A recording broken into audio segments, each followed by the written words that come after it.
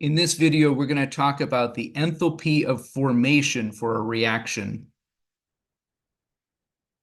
Every substance takes energy to break its bonds and it releases energy to form its bonds.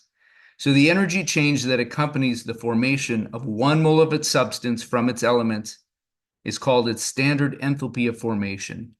The symbol's kind of goofy. It's got a delta H for change in enthalpy. The little F stands for formation, meaning we're making that substance. And then the degree sign means it's all done under standard conditions, like 1 atmosphere of pressure, standard lab temperature. If it's aqueous, it would be 1 molar concentration. You can look up enthalpies of formation of several different substances. It could be presented to you as a chart. Oftentimes, if it's a problem that they're asking you to work on, they'll give you the enthalpies of formation of several of the substances, and then maybe have you calculate the enthalpy change for a reaction. The note at the bottom says elements have to be in their standard state of 25 Celsius, 1 atmosphere of pressure, and 1 molar concentration. When you're asked a question about enthalpy of formation, they're usually going to provide several different enthalpies of formation, but they might not include lone elements or diatomic molecules. If it's a lone element, it's already in its elemental state. So the enthalpy of formation, the energy that's required to make that, is 0. It's already in its state. So, for example, Cu, copper alone, or Fe, iron alone, or Na or Ne, those would all have enthalpies of formation equal to 0 because they're already in the state. Their elemental state is already what's presented. Same thing with diatomic molecules. Their enthalpies of formation would be equal to 0 as well, because there's no simpler form of hydrogen than H2, of oxygen than O2, and so on. You remember the Hofbrinkel elements, I'm sure.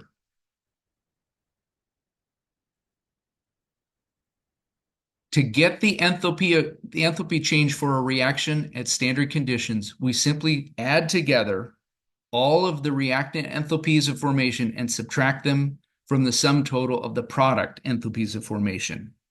Now I'm going to show you a formula that looks really intimidating, but once we work a couple of sample problems, it'll become a lot clearer. So here's what it looks like. A lot of symbols.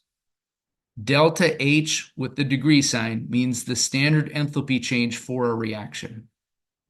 Then let's look at the first set of parentheses. This Greek letter sigma means add together. You may have seen that in math class. The letter N means you're going to take into account whatever the coefficient for each of the substances is and multiply it by the enthalpy of formation. And then the subscript product means take care of all the products and add them together. Do the same thing for the reactants in the other set of parentheses, and you're going to subtract the product total minus the reactant total. Let's walk through a sample problem together. Let's say we're asked to calculate the enthalpy change for this reaction given these enthalpies of formation. Our reactants are CH4 and O2. Our products are CO2 and H2O. Here's the basic strategy. To tackle this problem, we'll need to, 1, add up the enthalpies of formation of all the products. 2, add up the enthalpies of formation of all the reactants. And then 3rd, subtract the reactant total from the product total. Let's do each of those steps in turn.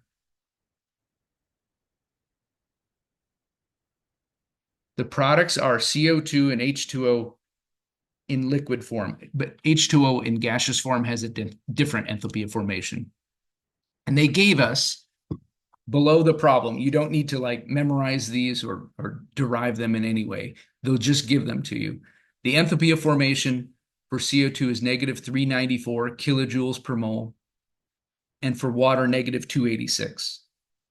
We need to find the sum of the enthalpies of formation times the coefficient for all of the products. So that means CO2, the negative 394, plus 2 times the negative 286 for water. The reason there's a 2 times is because the coefficient for water was a 2 in the equation. And if you add that together on a calculator, you would get negative 966 kilojoules. That's the sum of the enthalpies of formation for all of the products. Let's do the same thing for the reactants. The reactants are CH4 and 2 molecules of O2. They gave us the enthalpy of formation for CH4 as negative 75. And they didn't need to give this to us, but they did anyway. They listed it. The enthalpy of formation for O2 is 0. If you ever see a diatomic molecule or a lone atom, it's going to have an enthalpy of formation of 0. You need to know that because they're not always going to give that to you. Okay, so we're going to add together the enthalpies of formation for all of the reactants times their coefficients. In this case, it's going to be a negative 75 plus 2 times 0. And you might say, well, why do we have to multiply the 2? The coefficient is 2 in front of O2. And yes, 2 times 0 is still 0, but it's important to follow the format. The diatomic molecules, as I mentioned, are already in their elemental state. So they're going to have that diatomic molecule, that enthalpy of formation of 0. After adding up all of the enthalpies of formation for reactants, we get negative 75. The third step, subtract the reactant total from the product total. Our product total was negative 966. Our reactant total was negative 75. Here's that scary looking formula again. So we're going to take negative 966 minus a negative 75. From math class, you might remember when you subtract a negative, you're adding. So negative 966 plus 75 gives us a final answer of negative 891 kilojoules. Here's a way to represent that pictorially. We started with CH4 and O2. The energy required to break the bonds of CH4 was 75 kilojoules. So that amount of energy needs to be subtracted. The amount of energy required to get from oxygen to oxygen, 0. It's already in its elemental state.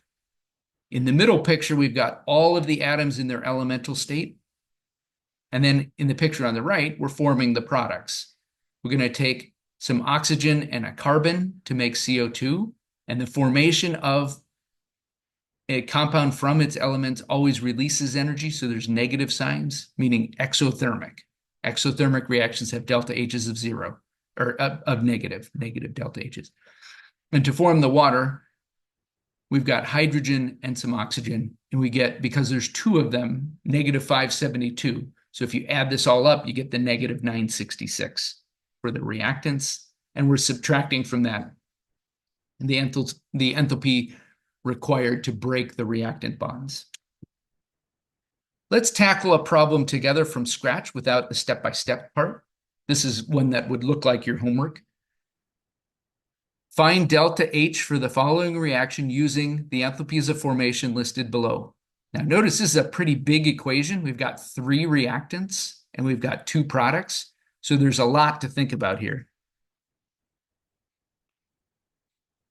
First, let's write the scary formula. The standard enthalpy change for this reaction can be found by adding together the number of moles times the enthalpy of formation of all the products.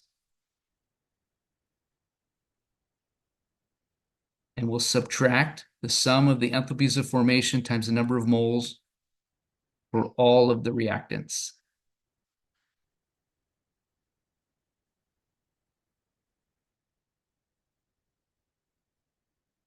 So our products are HCN, and there's 2 of them. Note the coefficient 2. And I'm going to pull the number 131.5 from the table of enthalpies of formation that they give us. And we're going to add together. That symbol sigma means add together. We have, as the other product, 6 gaseous H2O. That coefficient needs to multiply the enthalpy of formation.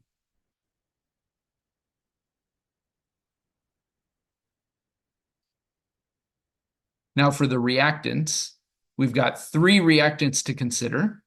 We've got 2NH3 with an enthalpy of formation of -80. Plus, there's 3 oxygens. So I'm going to reflect the coefficient in the calculation here.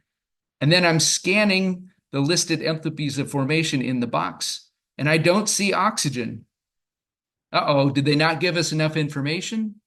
No, or they gave us plenty of information. Students, if it's a diatomic molecule, you put a 0.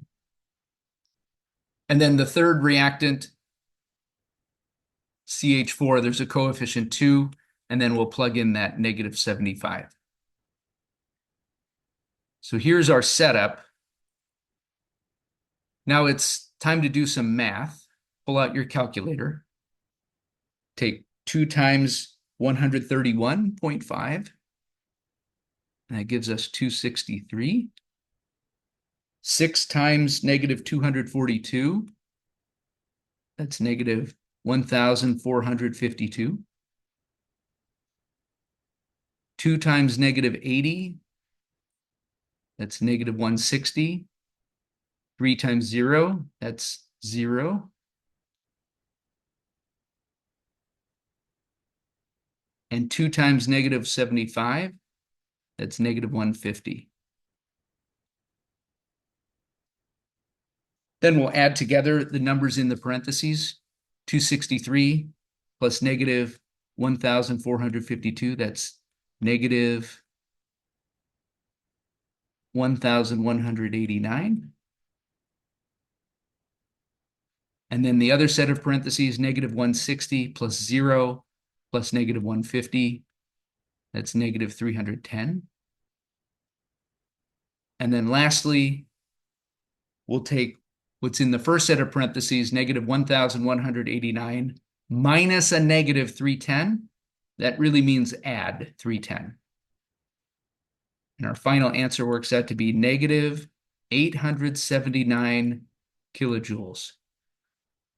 It's a lot of work. It's a lot of accounting, but the math certainly isn't hard. It's just multiplying through and keeping track of things. Good luck with the homework.